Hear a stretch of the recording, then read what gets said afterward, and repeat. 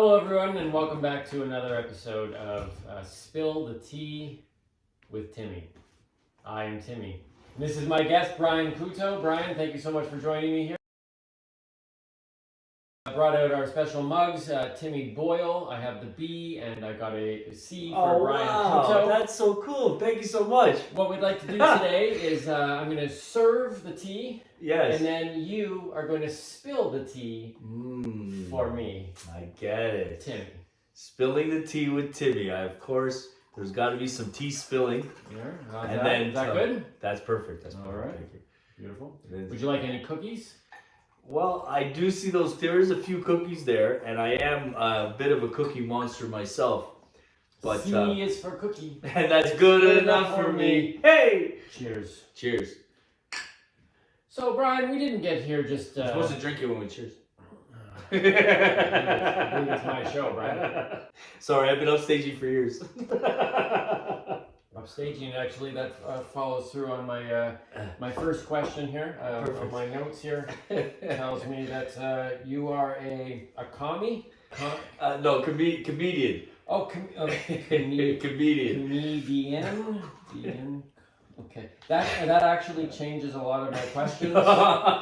So, Brian, as a comedian, what has been your experience? How long have you been doing it? Maybe it would be a good way to start. Okay, so I've been funny my whole life. I've been funny since I was a kid. I was that kid that, hey, do the Jim Carrey thing or do that Robin Williams thing. I was that kid. You know and were you a better Robin Williams or a Jim Carrey? A better Jim Carrey. I had the quirkiness of, you know what I mean? Yep. And I did the no, because Mork and Mindy, my parents loved that stuff. So, but the Jim Carrey is what I really started connecting with. Okay. You know, I think because he's so animated. You know what I mean? He actually, if you see a lot of his movies, he was live action actually. Yeah, very few of it was animated. He was.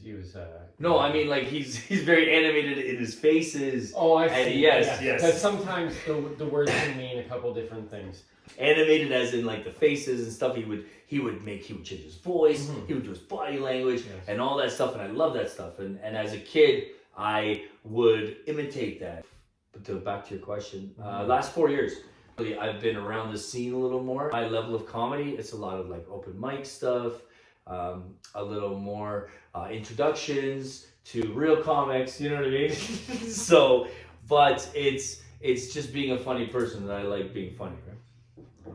What do you find is the hardest thing and easiest thing about being a comedian?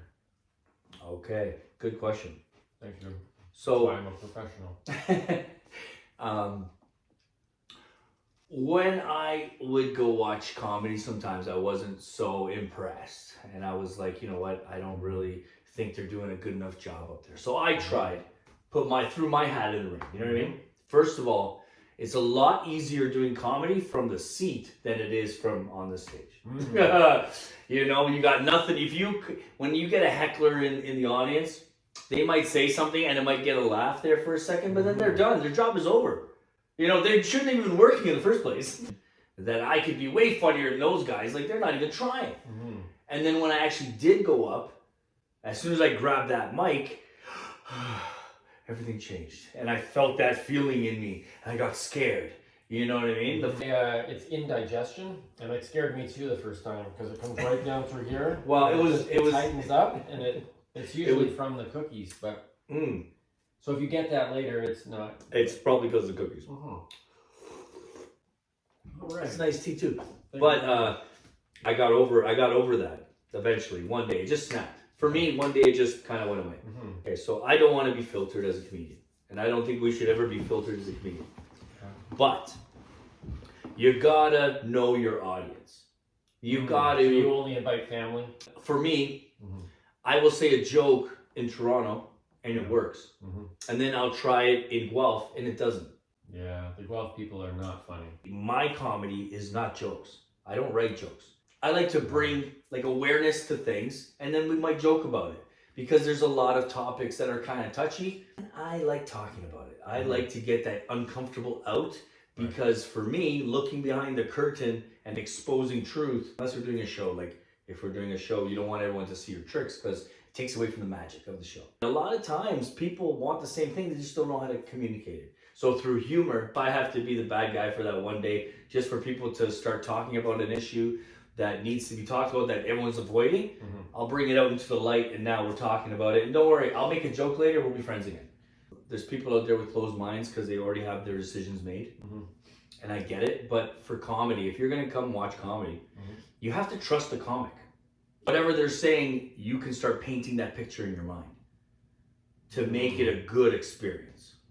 So I can't tell you that, oh yeah, the other day I was in Alaska and I seen 2 penguins. You know, I can't do that joke.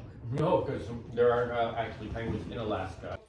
The point of this show, Brian, is I'm all about drama, and I'd like to know kind of your thoughts to spill the tea with Timmy. Very nice. I'm Timmy. Yeah, hey Timmy. So I'm going to read you a list of Portuguese people. Oh wow, you're gonna do this. Okay. Kind of just talk about these people. Wait, are you okay with that? Okay, I think that'll be okay. I think that'll be fun. It's time, ladies and gentlemen, to spill the tea. I'm gonna wet my whistle for this one. Oh yeah, he's got a list and everything. What? He did his homework. Cristiano Ronaldo. Cristiano Ronaldo, the best in the world at what he does, but he's also the real deal. I think what he says, that's him. What exactly does he do? He was very vague. Cristiano Ronaldo is arguably and undisputedly the best soccer player in the world. Okay. How about Nelly Furtado? Oh, Nelly Furtado. First of all, I want to say exquisite. Exquisite. Yes. Have you had the egg Furtado before? It's very, very nice. It's like a thin... It's very, very good. I don't know what the Nelly is like. Nelly, she's not a food. She's not a food at all. But Nelly Furtado is a Portuguese Canadian singer. I'm like a bird, only fly away. You ever heard that song? We're born in the same year. Yeah. No, I think I was born in 1973. No, not you. Me and Nelly Furtado. Okay, all right. Yeah, Nelly Furtado and I share the same year. Yeah. Shawn Mendes. Shawn Mendes, young Portuguese kid. He's a singer, pop singer. He's okay. I heard he was kind of mean to his last girlfriend though. So you know what I mean? That Taylor Swift? No, not Taylor Swift. So Shawn Mendes is a singer. Yeah. Does he do the I'm Like a Bird as well? No, he sings other stuff. Like a Bird was Nelly Furtado's song, and Shawn Mendes has his own stuff. He's actually pretty big. He's pretty famous. But kid. you don't know any of his stuff. I'm not really. I'm a little bit. I'm not really a fan. So he's not as big. Yeah, he's a little younger than me. Yeah, he's no Nelly Furtado. I'll tell you that. Yeah. Sean Desmond, another Sean. The Portuguese like the name Sean. Yeah, Sean Desmond and Shawn Mendes. I'm not sure if they're related or not, but I don't think they can be related by the name Sean. Well, those are not their real names. Like your name's not really Timmy. Is it? It's really. Yeah. Oh yeah, sure it is. Yeah, sure. Anyways. Why would I call the show Spill the Tea with Timmy if it wasn't my name? I just thought it was kind of cool because you're playing on words. I didn't realize your real name, like taxes, is Timmy. Like, I just thought it was like Sean Desmond. He's like the original Portuguese Justin Bieber. I'm actually going to go see him in a couple weeks. We're going to go see him in Waterloo. I'm so excited. I don't know who the original Canadian Justin Bieber is. The original, like Sean, yeah, Justin, like the original Justin. You said he was Sean Desmond was the original Portuguese. Yeah, he's like. I'm just wondering if you know the original Canadian. Yeah, actually, we're in his town right now. Do you know Justin Bieber actually moved 5 minutes from where I grew up? So I grew up in Cambridge in the Portuguese club. That's not a real town. I'm like, whoa! This is too much star power for one town. Right. You know, I don't want, the bad guys to come and take us for ransom. Me and Justin Bieber, 5 minutes apart. And Selena Gomez. Probably. No, they're not together. He's married now. He's with Hailey Bieber. He's married. I want my own Walk of Fame in Cambridge, just like Justin Bieber. When Justin Bieber drives to his house, I wanted to see my star. What about DJ Good Vibes? Yes, DJ Good Vibes, the youngest of everyone we've talked to today. This kid, he's 13 years old now. He's been DJing for the past 4 or 5 years, professionally DJing. So he was DJing before he had a social insurance number. You know what I mean? So shouldn't somebody look into that? DJ Good Vibes. Just putting it out there for people who might want to look into somebody making cash money for 4 years under the table. I think he's gonna blow up. He's got a great personality. Can somebody send just like a safety watch to his house? I don't want him blowing up. It's a wellness check actually. If you can just check on DJ Good Vibes and then look at his books as well, because I think he's. Anyway. So talented is the one word I'm going to say for that kid. Talented kid. Sandro G. Sandro G. I didn't know how to spell the rest of the name. So it's Sandro G is correct. That's his stage name, Sandro G. So he's a bona fide OG hustler. He is legit. He's got up every day to go to work, go do whatever he's got to do. I get up every day to go to work. Yeah, but like he's cool. He started rapping when he was in his teens, and he started writing music. Sometimes it took me almost 3 weeks to rap all my hits. So if you start in your early teens, you can get a lot of them done by the time Christmas comes.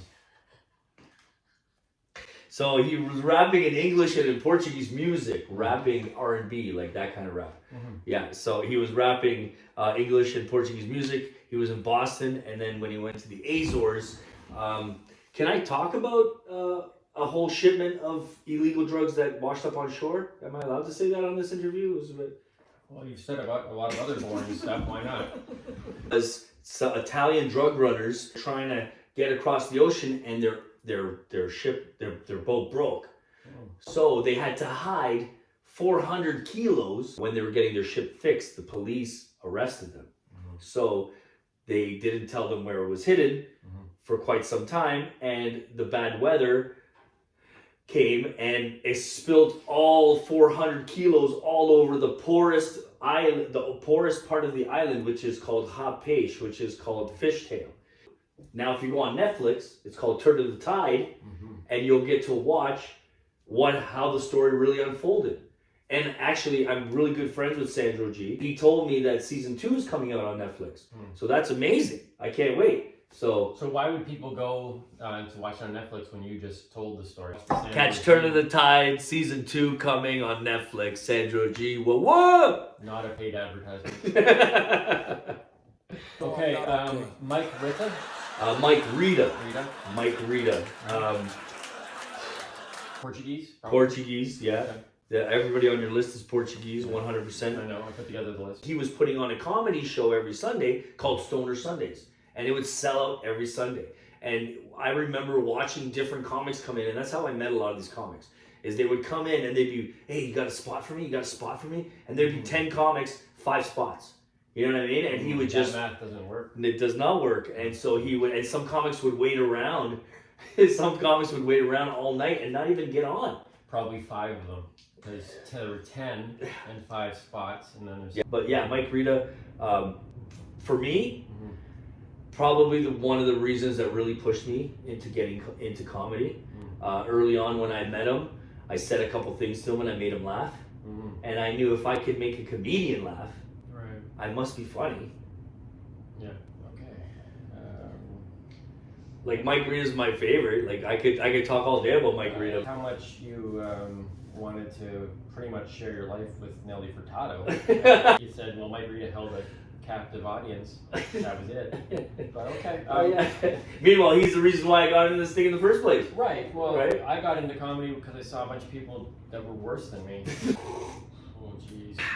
Lucas Espinola. Lucas Espinola. Yeah. All right. So this is a guy that people may not know too much by name. Like all the rest of the people. I met him through Mike Rita. So Mike Rita is doing a docu-series about his life, right? And Lucas was like filming all that stuff. He's really good. Right now he's hanging out with Chappelle and his DJ. So if we call Chappelle now, he would confirm that he's right term. This was what you said. It was Mike Rita led you to Lucas Espinola. Would that be the graph? Correct. Yeah, that's the right drawing there. Yeah. I just wanted to understand. You are a very detailed interviewer, by the way. If this comedy thing doesn't work out for you, you could probably do interviews at night. But you're pretty good. I like the arrow. I also sing. You're trying to be serious over here. Is that it with Lucas? That's good with Lucas. Yeah, Lucas. He's a good kid. We met. They said that was it. They said not it. It's amazing that you know all these Portuguese people, by the way. You probably did your research on my Instagram to see who I am most influenced by. I actually don't even know who you are. That's just. Oh, it's Dave Chappelle. Hold on a second. Dave? Yeah, yes, it's Timmy. Listen, is Lucas Espinola with you right now? No, Brian Couto said he was with you right now. Yeah, I didn't know who Brian was until today either. Yeah. Okay. Great special, by the way. Thanks, man. Bye. All right, he says he's not with Lucas currently and didn't know who you were. Yeah. He would. Lucas isn't. So I'll just have to talk to my booker. Yeah. Try to get someone on the show that people are familiar with. Portuguese kids, let's finish with this. Yes, so the first time I ever seen them live was in Cambridge at the Portuguese Club. Have you ever seen them dead? Don't even get me started on the Portuguese kids. So, you want to hear a story? You guys want to hear a story? So, no, you said not to get you started. Let's not get things twisted. I respect all the shows they've done. I like the fact that they work with my buddy Mike Rita. But, at the end of the show, when I'm invited back to the same after parties that you're being invited to, and then you're like, oh, it's okay. Brian doesn't really have to come. I don't want to bring any extra people there. But I was already kind of invited. It just kind of shows to me like they're almost like me and the one Portuguese kid get along really good. We smoke weed together and all that stuff, right? Spilling the tea. The other one, I don't know if he's got like a little bit of maybe he's a little bit of a jealous. Like, there's just something about him that I just don't know. I can't really put my finger on it. But he doesn't like me. He's never come up to me and said, I don't like you. You know what I mean? But I could just tell by the way he shakes my hand or the way he says, hi, Brian, and kind of rolls his eyes. I can tell that I'm not his favorite, cup of tea. And I realize I'm not everybody's cup of tea. No, I don't like you, Brian. Still at least put on a happy face. He's trying not to laugh. But how can you not laugh at this? Okay, well, thank you for your time. Coming up next on Tea with Timmy. Spilling the tea with Timmy Boyle. I love the cup you got. Be the craziest tag team partners that's. Tell them why.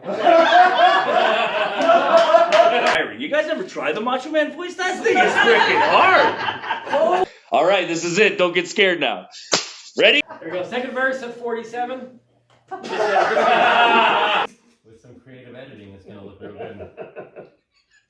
A lot. Just cover your mouth when you say stuff under your breath, Brian, so that they don't pick it up on camera. And just fire that. Put that in your notes, Timmy. All right, can you guys hear me? Yeah. Are you sure you guys can hear me? I can't hear you. Can you hear me? There we go. Because we're taping this. Not for Netflix, but we're taping this. You know what I mean?